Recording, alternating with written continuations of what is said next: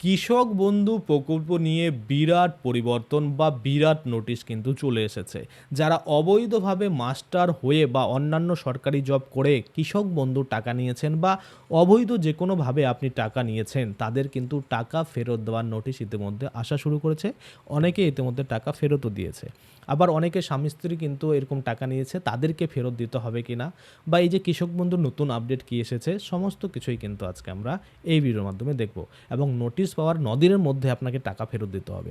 তাই কিন্তু অবশ্যই ভিডিওটা প্রথম থেকে শেষ পর্যন্ত দেখবেন, তাহলেই বুঝতে পারবেন কাদের টাকা ফেরত দিতে হবে, কাদের কিন্তু দিতে হবে না। তো চলুন বেশি দেরি না করে ভিডিওটা শুরু করা যাক। ভিডিওটা শুরু করার প্রথমেই আমি আপনাদের বলতে চাইব, যারা ফেসবুক থেকে ভিডিওটা দেখছেন তারা অবশ্যই পেজটাকে ফলো করে নেবেন, আর যারা ইউটিউব থেকে দেখছেন তারা কিন্তু অবশ্যই চ্যানেলটাকে সাবস্ক্রাইব করে পাশের বেল আইকনটাকে এনাবেল করে নেবেন। কি বলছে? কৃষক বন্ধুর টাকা ফেরতের নোটিশ, অযোগ্য উপভোক্তাদের বাড়ি বাড়ি যাচ্ছে সরকারি নোটিশ। ভুল তথ্য বা অযোগ্য হয়েও যারা কৃষক বন্ধু প্রকল্পের টাকা পেয়েছেন তাদের টাকা ফেরতের নির্দেশ। মূল তথ্য যদি আমরা দেখি, অযোগ্য উপভোক্তাদের কাছে টাকা ফেরতের নোটিশ পাঠানো শুরু হয়েছে।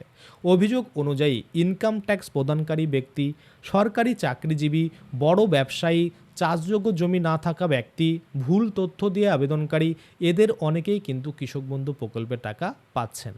তাদেরকেই কিন্তু টাকা ফেরত দিতে হবে।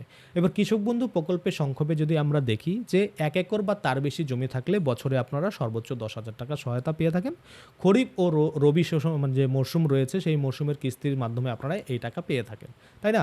আচ্ছা, এবার নোটিশে জানানো হয়েছে যে 9 দিনের মধ্যে আপনাদের টাকা ফেরত দিতে হবে। ধরুন আজকে আপনার কাছে নোটিশ আসলো যে আপনি অবৈধ, আপনি এইভাবে টাকা নিয়েছেন, তাহলে আগামী 9 দিনের মধ্যে আপনার যে টাকা থাকবে উল্লেখ, সেই টাকা কিন্তু ফেরত দিতে হবে।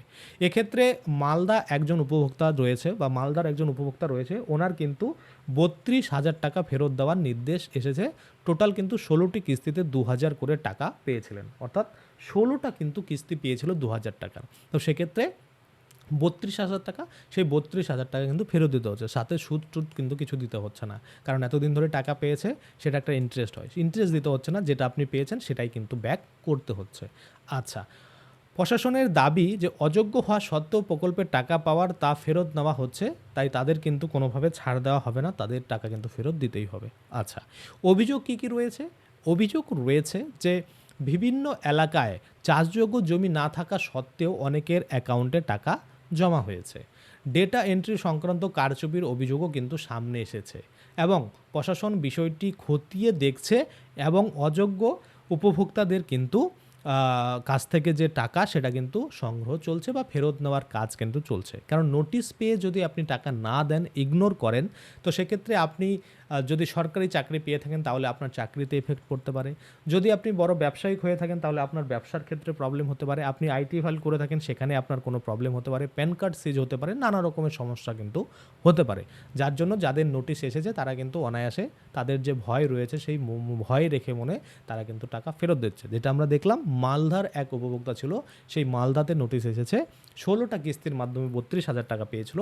টোটাল 2,000 করে 16টা কিস্তি, তো তাকে কিন্তু একসাথে সেই 32,000 টাকা আগামী 9 দিনের মধ্যেই ফেরত দিতে হচ্ছে। আশা করি আপনারা বুঝতে পারছেন। তো আজকের জন্য ভিডিওটা এখানেই শেষ করব।